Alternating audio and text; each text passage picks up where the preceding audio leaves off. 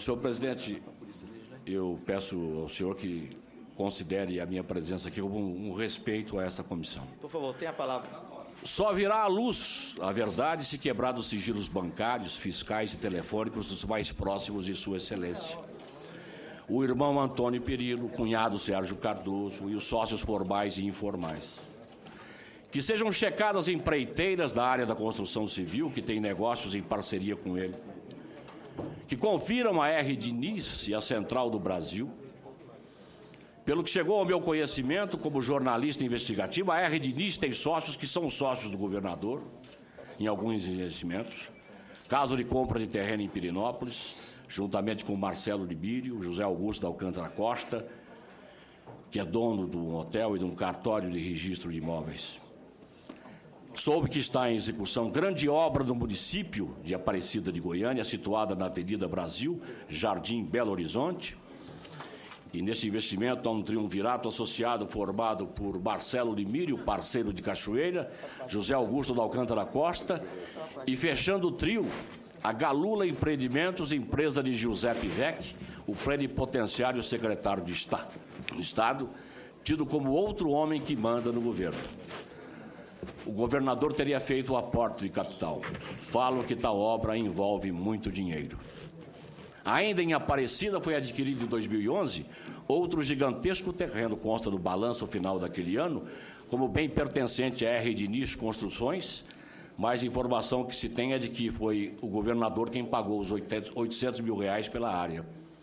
Os sócios são os mesmos, R. Diniz, José Augusto, Marcelo Limírio, mais um filho e uma filha e, desta vez, o próprio governador. De acordo com o memorial descritivo, o imóvel entregaria 3 áreas e as 3 estão registradas com matrículas no cartório do registro de imóveis do primeiro de notas de Aparecida. Não estão aqui relacionados os outros bens imobiliários não declarados por Sua Excelência, mas que significam relevante patrimônio. Como sugestão, senhor presidente, senhor relator, é importante que sejam seguidos os passos da senhora Deise Brandini, alta executiva do Banco Suíço, consultora financeira de graúdos e famosos como Emerson Fittipaldi, Rubens Barrichello, Lady Gaga, citada também nas ligações pelo senhor Carlos Augusto de Almeida Ramos. Como diz o ditado, para se achar o dono, basta seguir o dinheiro. É o que eu tenho a dizer aqui aos senhores.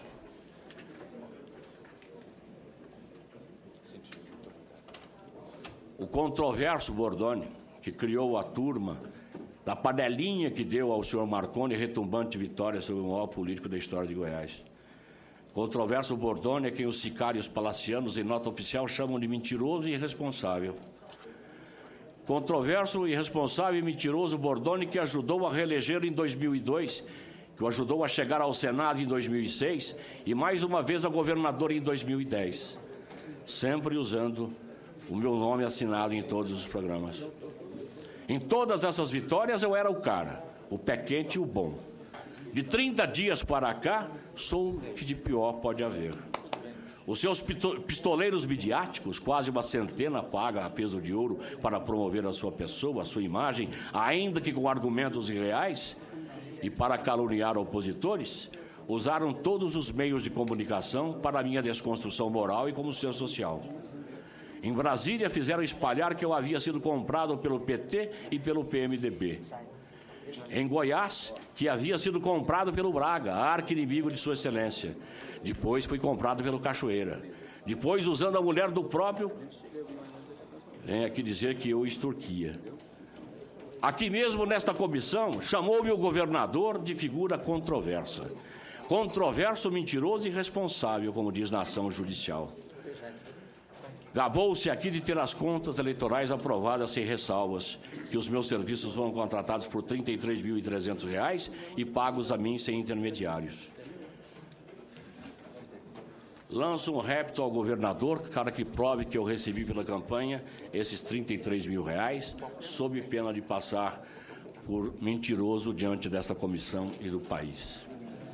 Conta sem ressalvas. Não sem razão o faz tudo. O experiente Lúcio Fiuza Gautier cuida das contas dele. Nada fica a dever a grandes auditores. Quem o tem, independe de Price Whitehouse. Lamentavelmente, o governador Marconi veio aqui e faltou com a verdade quando negou o débito para comigo. Negou pendências em relação a mim, como se essa fosse a única vez, ou a primeira vez. Ele quis tirar o meu blog do ar. Ele quer me punir, me destruir, anular-me como ser social. Basta acompanhar a campanha que está sendo feita por aí. Eu não sou o primeiro a ser vítima da tirânica soberba. Outros me precederam, mas espero ser o último a quem ele agride e o primeiro a trazer aos senhores a oportunidade de que se mostre que ninguém está absolutamente acima da lei. Constrange estar aqui. Tem-se por hábito entender tal presença ante esta comissão somente para aqueles que têm culpa do cartório. A culpa, se a tiver, será a de ter crido em quem não merece fé. Nós entendemos que é fundamental que tenhamos nessa CPMI, como cidadão brasileiro, acompanhando o trabalho dos senhores, que tenhamos a oitiva dos governadores, por exemplo, de todos eles, não só dos dois que aqui estiveram, mas de todos aqueles citados nas conversas da CPMI. Constrange estar aqui porque há o risco de ser partícipe de um triste espetáculo, principalmente quando se ouve dizer que, onde eu fui mal interpretado, de que veta-se a oitiva de Pagô, com informações sobre Caixa 2, e do PADD da Rivigoche, Fernando Cavendish, dono da Delta, e de Sérgio Cabral, governador do Rio de Janeiro. Eu sei do empenho de Vossas Excelências, senhor presidente, senhores membros desta comissão, no sentido de que o resultado desse esforço corresponda à expectativa da sociedade brasileira. A grande maioria dos seus pares, percebe-se, está comprometida com a causa.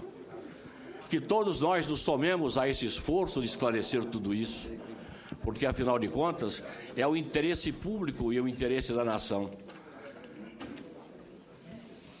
Dito isso, eu coloco-me à disposição dos senhores. Muito obrigado. Com a palavra, o senhor relator.